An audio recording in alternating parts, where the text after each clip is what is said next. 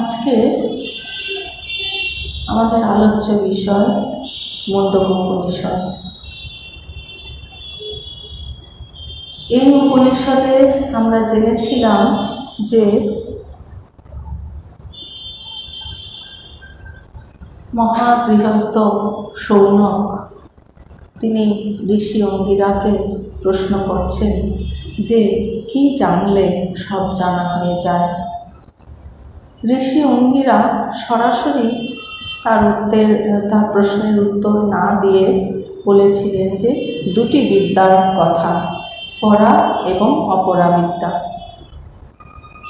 অপরা বিদ্যা হচ্ছে যেটি অনুভবাত্মক বিদ্যা, সেটি হচ্ছে আমাদের জীবনে সবচেয়ে উপযোগী, কারণ সেই বিদ্যার দ্বারাই আমরা পূর্ণতা লাভ করি। সেই বিদ্যায় দেয় আমাদের আত্যন্তিক দুঃখ নিবৃত্তি এবং পরম আনন্দ প্রাপ্তি। আর সেই বিদ্যাকেই বলা হয় ব্রহ্ম বিষয়ক পরাবিদ্যা। সেটি হচ্ছে সর্বশ্রেষ্ঠ বিদ্যা, সেটি হচ্ছে আমাদের জীবনের উদ্দেশ্য।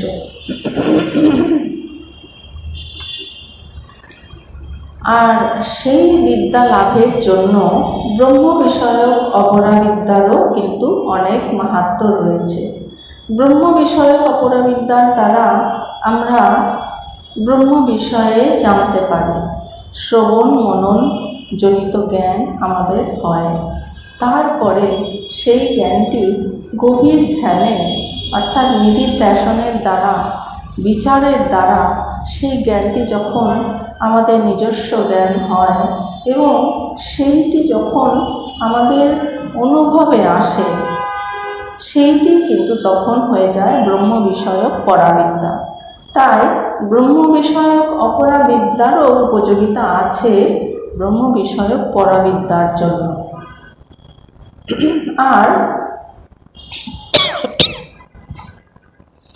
এছাড়া যে কর্ম বিষয়ক অপরা বিদ্যা, সেই কর্ম বিষয়ক অপরা বিদ্যার কথা বলবার জন্যই আমাদের প্রথম মুন্ডকের দ্বিতীয় খণ্ড আরম্ভ হয়েছে।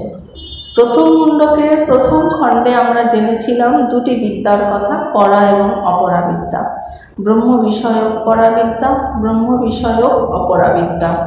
আর কর্ম বিষয়ক অপরা বিদ্যার কথা বলবার জন্য প্রথম মুন্ডকের দ্বিতীয় খণ্ড শুরু হয়েছে।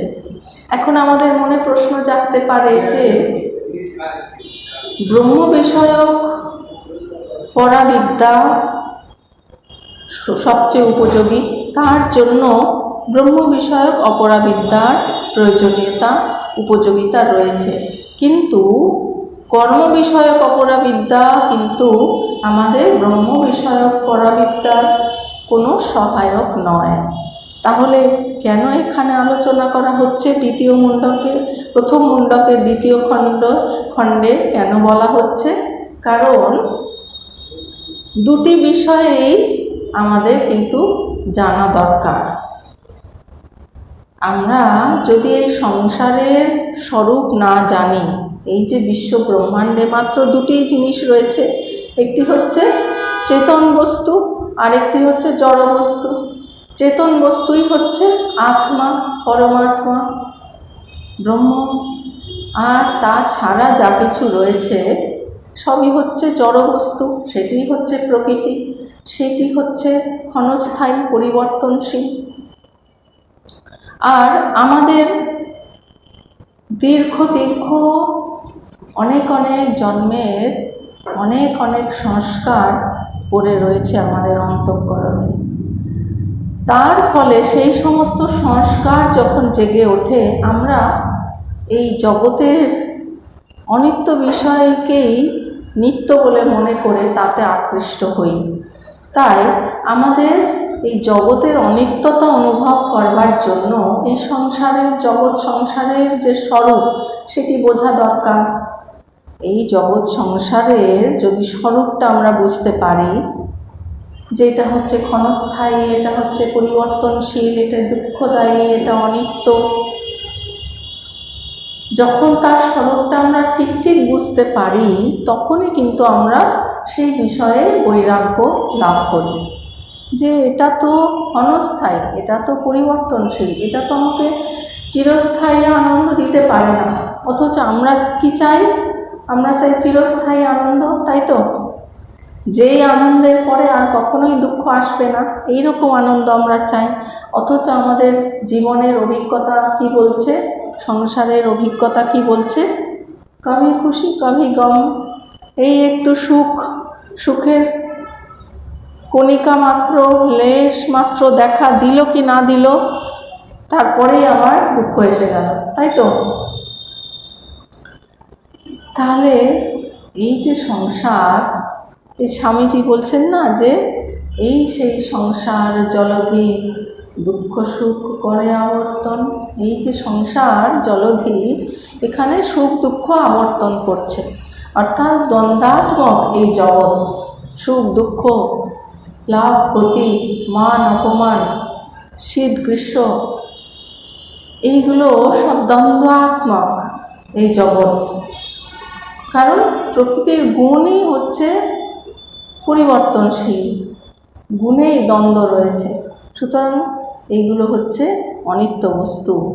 তাহলে যদি আমরা এই জগতের, এই সংসারের ক্ষণভঙ্গুরতা, অনিত্যতা যথাযথ উপলব্ধি করতে পারি, তাহলে কিন্তু তখন আমাদের যে বৈরাগ্যটা আসবে, সেইটি কিন্তু হবে যথার্থ বৈরাগ্য, তাই না? তখন আমরা কখনোই কিন্তু আর আমরা সংসারে আকৃষ্ট হব না।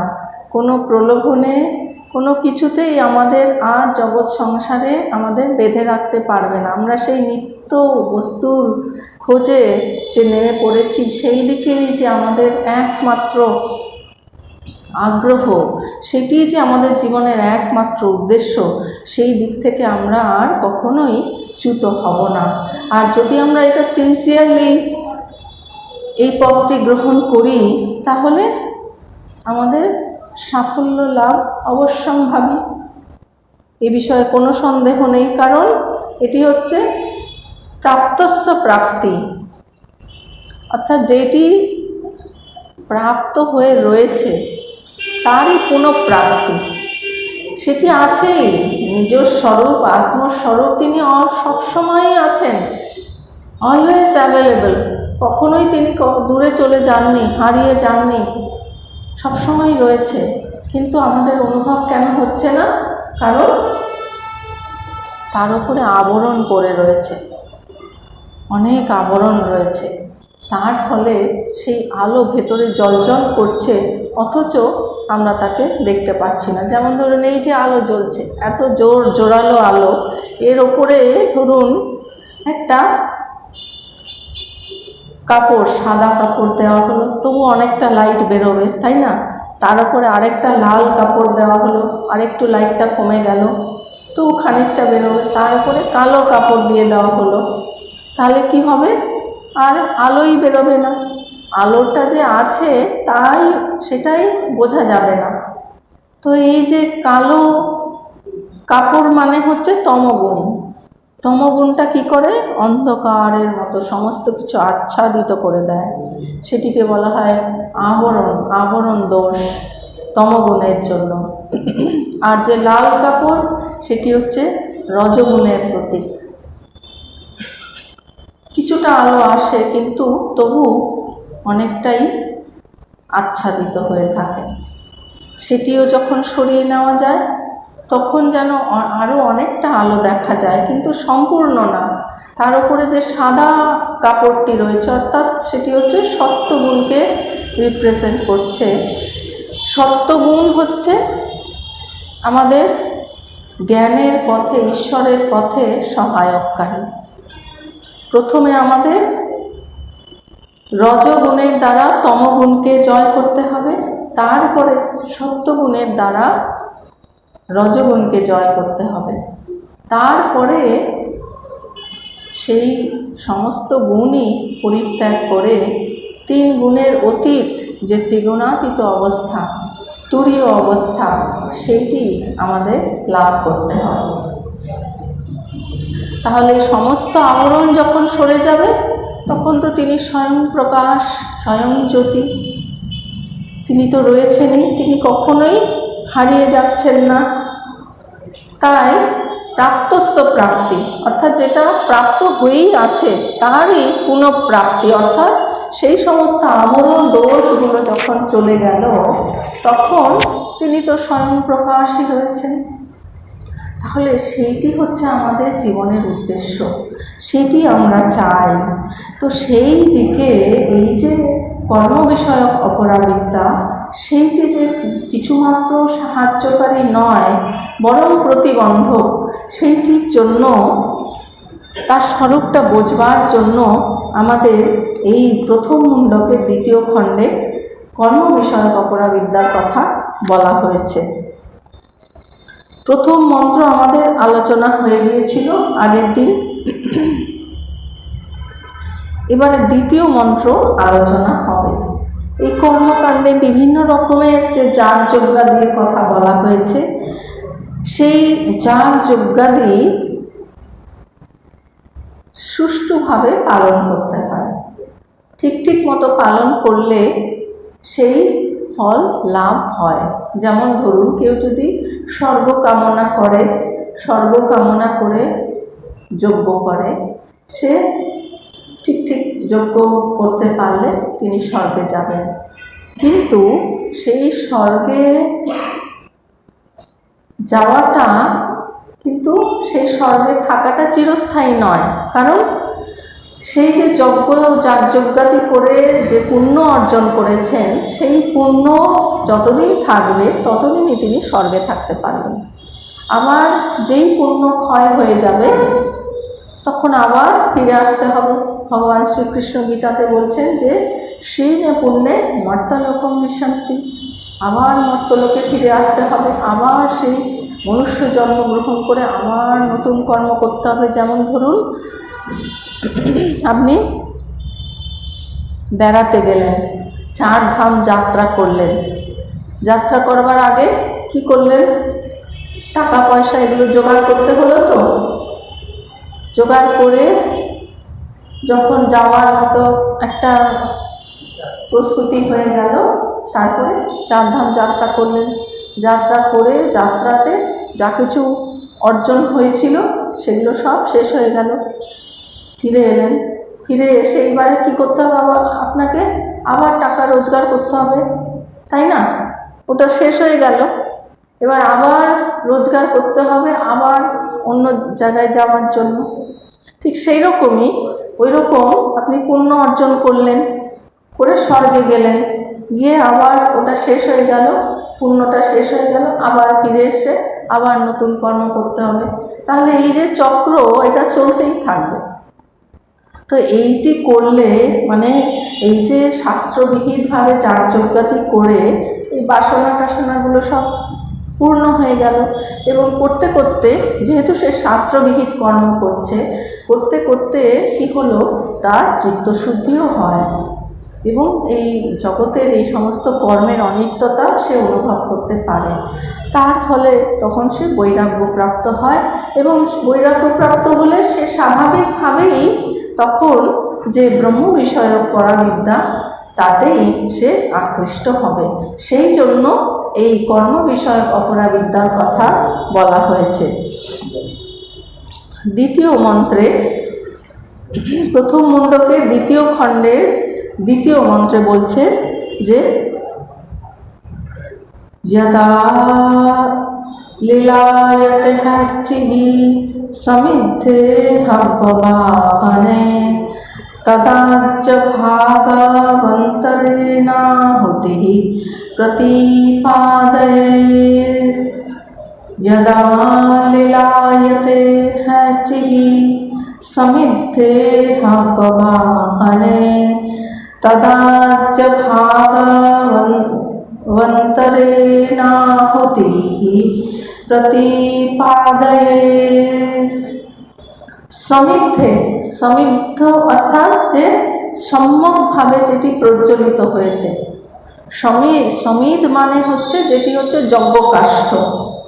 যজ্ঞকাষ্ঠ যজ্ঞের জন্য যেটি সম্যকভাবে প্রজ্বলিত হয়েছে।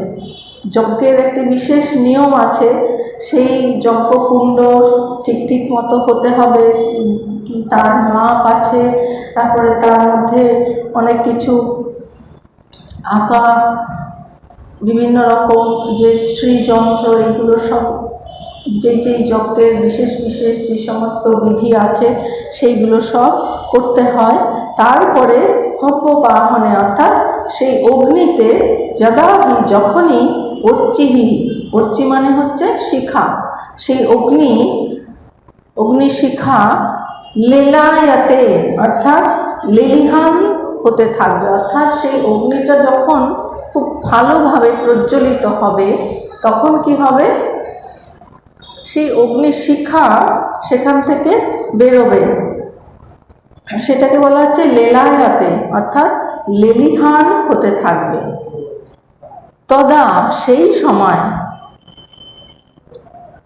আর্যভাগ অর্থাৎ আর্যভাগায়োহ অর্থাৎ যে আর্যভাগ অর্থাৎ ওই যে শিখা তার যে অগ্রভাগ, অন্তরেণ তার মধ্যে আহুতিহি আর যে সমস্ত আহুতি সেইগুলো প্রতিপাদয়েত অর্থাৎ দেবতাদের উদ্দেশ্যে প্রক্ষেপ করতে হবে। যজ্ঞ করার বিধি এখানে বলা হচ্ছে যে কিভাবে যজ্ঞ করতে হবে। এই যে যজ্ঞ করা হয়, এই যজ্ঞটা কেন করা হয়? কারণ আমরা যে রকম ফল চাই সেই ফল যেই দেবতা দিতে পারেন সেই দেবতার উদ্দেশ্যে আহুতি দেওয়া হয়।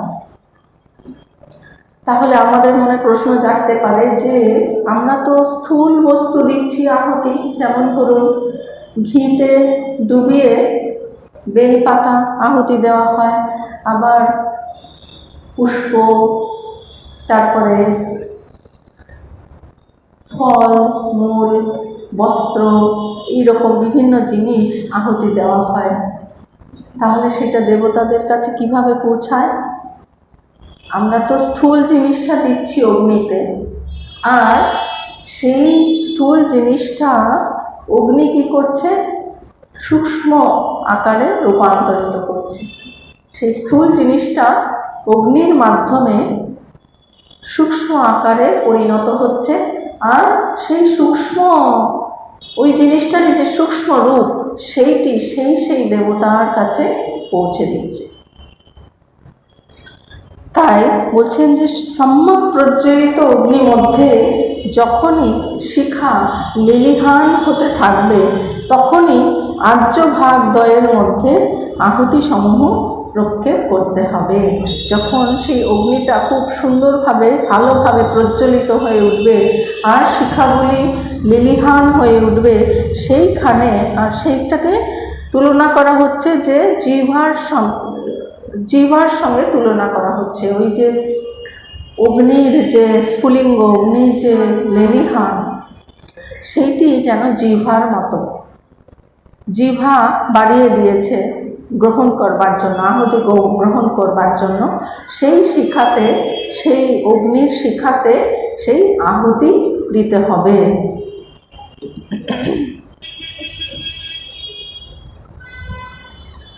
অগ্নিহোত্রকেই প্রথম প্রদর্শিত করবার জন্য এখানে মন্ত্র বলা হয়েছে। আগের মন্ত্র আমরা জেনেছিলাম যে অগ্নিহোত্র যে যজ্ঞ সেইটি করবার জন্যই এখানে মন্ত্রের কথা বলা হয়েছে। কেননা কর্ম সকলের মধ্যে যেহেতু অগ্নিহোত্রই আদি, অগ্নিহোত্র যজ্ঞ আগেকার দিনে, এখন অতটা হয় না, কিন্তু আগেকার দিনে এটি কিন্তু এই সবচেয়ে বেশি প্রচলিত ছিল। তাই সেটি কিভাবে করতে হবে, কিভাবে সেটি স্থাপন করতে হবে, অগ্নিকুণ্ড কিভাবে স্থাপন করতে হবে, তারপরে জ্বালানি কাষ্ঠাদি কিভাবে রাখতে হবে, তারপরে অগ্নি কিভাবে প্রজ্বলিত করতে হবে, সেটি সম্যকভাবে প্রজ্বলিত হলে সেই অগ্নিশিখা যেটি লীলায়মান চঞ্চল হবে, সেই সময় অর্থাৎ অগ্নিশিখা যখন চলত হবে তার অগ্রভাগে সেই আহুতি প্রদান করতে হবে সেই দেবতাকে উদ্দেশ্য করে। সমিদ্ধে হব্য বাহনে, অগ্নি সম্পূর্ণরূপে প্রজ্বলিত হলে তার শিখাগুলি যখন লেলিহান হয়, জ্বলজ্বল করে, তখন আর্যভাগদ্বয়ের মধ্যে আহুতি সমূহ অর্পণ করবে। এটি কে বলছেন? এটি হচ্ছে শ্রুতি বলছেন কিভাবে আমাদের এই যাগযজ্ঞাদি সম্পাদন করতে হবে, কিভাবে আহুতি দিতে হবে, কোন সময় দিতে হবে। কারণ ঠিক মতো যজ্ঞ না হলে কিন্তু উপযুক্ত ফল পাওয়া যাবে না। তাই বলছেন অগ্নি সর্বদেবতার মুখস্বরূপ, সমস্ত দেবতার মুখ হচ্ছে অগ্নি।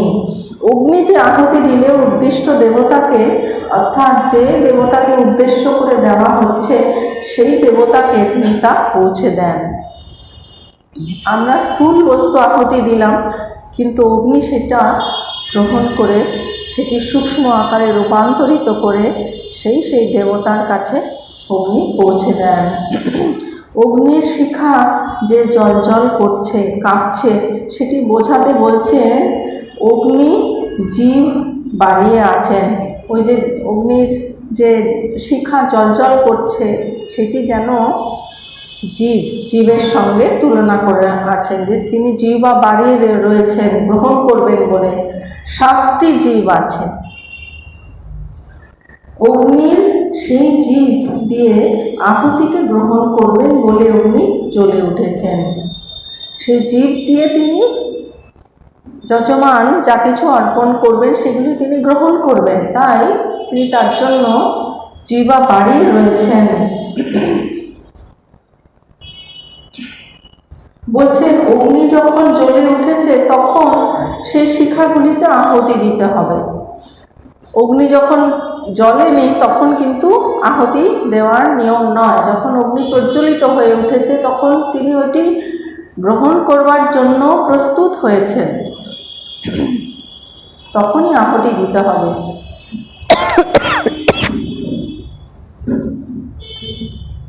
দিতে হবে কোথায়? আর্যভাগৌ অন্তরেণ আহুতিঃ প্রতিপাদয়েৎ। আর্যভাগের উত্তর দক্ষিণ 2 ভাগ,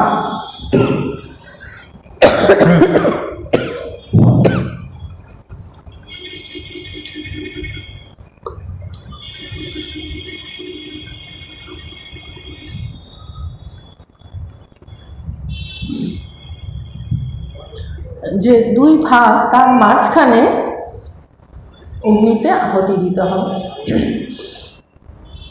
এখানে অগ্নিহোত্র যাগের কথা বলা হয়েছে, যে যাগে অগ্নিকে 2টি ভাগে কল্পনা করা হয়। 2টি ভাগে অগ্নিকে কল্পনা করা হয়, তার মাঝখানে আহুতি দিতে হবে। তার মাঝে আহুতিটা দিলে সেটি যেন দেবতা সঠিকভাবে গ্রহণ করতে পারেন।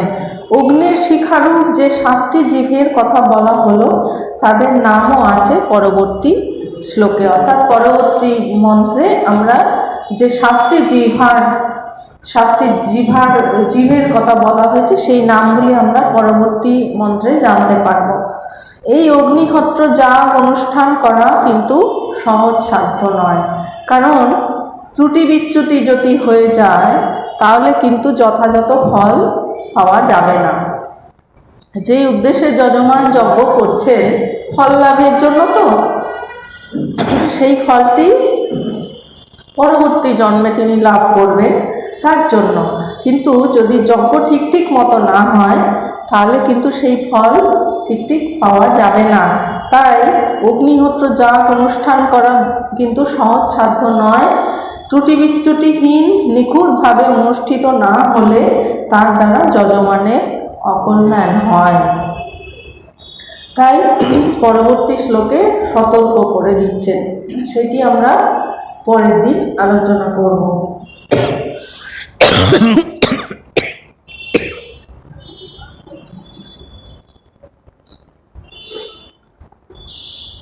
এখন আমরা ধ্যান করব। সকলে জোরে শ্বাস নিন। শ্বাস নেওয়ার সময় ভাববেন যে শুদ্ধ সাত্ত্বিক যে বিশ্ব শক্তি সেটি আমরা গ্রহণ করছি। আর শ্বাস ছেড়ে দেওয়ার সময় আমরা ভাবব যে আমাদের ভেতরে যা কিছু নকারাত্মক ভাবনা, চিন্তা, টেনশন, ফ্রাস্ট্রেশন, দুঃখ, বেদনা যা কিছু আছে সেগুলো সব ওই শ্বাসের মাধ্যমে ভেতর থেকে বাইরে বেরিয়ে যাচ্ছে। এই ভাবনার সাথে 3 বার জোরে শ্বাস নিন এবং কোনো রকম কুম্ভক না করে শ্বাস ছেড়ে দিন।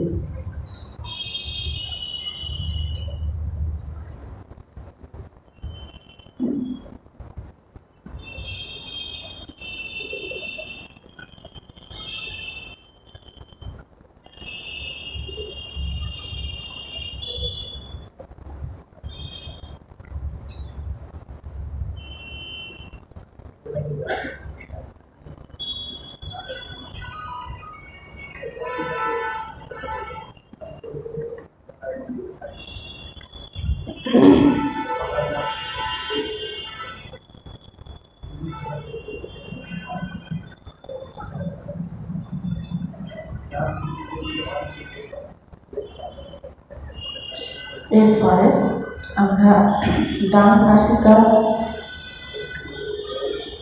চেপে বাম নাসিকা দিয়ে ধীরে ধীরে শ্বাস গ্রহণ করব। 1, 2, 3 থেকে 10 ঘুরতে ঘুরতে, অথবা যে যেমন পারবে 5, 6, 7 এইভাবে ঘুরতে ঘুরতে ধীরে ধীরে আমরা শ্বাস নেব। আর ডান হাতের মধ্যমা এবং অনামিকা দিয়ে বাম নাসিকা চেপে ডান নাসিকা দিয়ে আবার আমরা ধীরে ধীরে শ্বাস ছেড়ে দেব। ওই একই রকমভাবে 1 থেকে 10 ঘুরতে ঘুরতে আবার ওই একই নাসিকা দিয়ে গ্রহণ করে অন্য নাসিকা দিয়ে ছেড়ে দেব।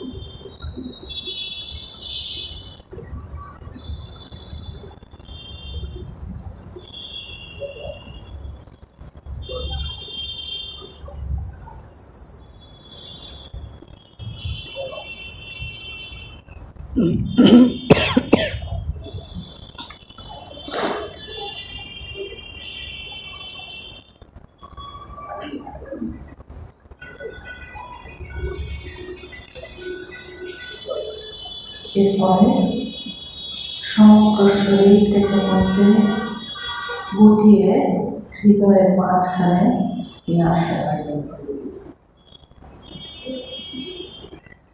সেখানে দেখুন অনন্ত জ্যোতি বিরাজ করছে। হৃদয়ের মাঝখানটা ফাঁকা, সেখানে যে সমস্ত অঙ্গ প্রত্যঙ্গগুলো থাকে, হার্ট, লাং ইত্যাদি, সেগুলো এখন নেই। তার পরিবর্তে সেই জায়গাটি সম্পূর্ণ ফাঁকা এবং সেখানে বিরাজ করছে এক অনন্ত জ্যোতি।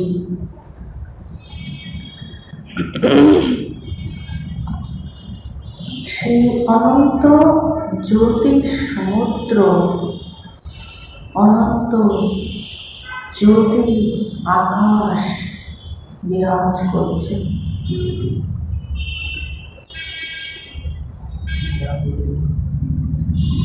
তার মাঝখানে রয়েছে একটি শতদল লাল পদ্ম।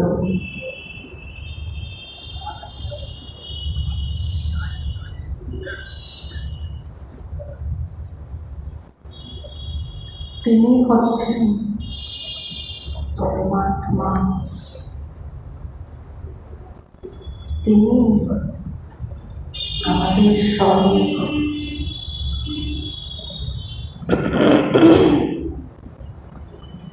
কবিগুরুর অনুভূতির সঙ্গে নিজের অনুভূতিকে একত্র করে দিন।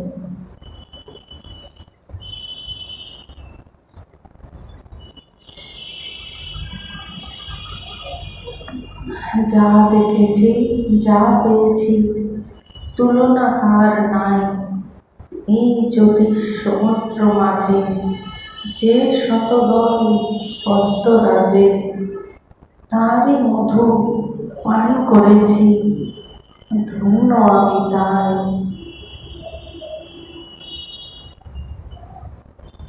এই জ্যোতিষ সমুদ্র মাঝে যে শতদল পদ্মরাজে, তারই মধু পান করেছি, ধন্য আমি তাই। এই জ্যোতিষ সমুদ্র মাঝে যে শতদল পদ্মরাজে, তারই মধু পান করেছি, ধন্য আমি তাই। যাওয়ার দিনে এই কথাটি জানিয়ে যেন যায়। সে অনন্ত জ্যোতিষ সমুদ্রে সেই পরমাত্মারূপী শতদল পদ্মে নিজেকে বিলীন করে তার সঙ্গে একীভূত হয়ে যায়, তার সঙ্গে অভিন্ন হয়ে তারই আনন্দ অনুভব করে।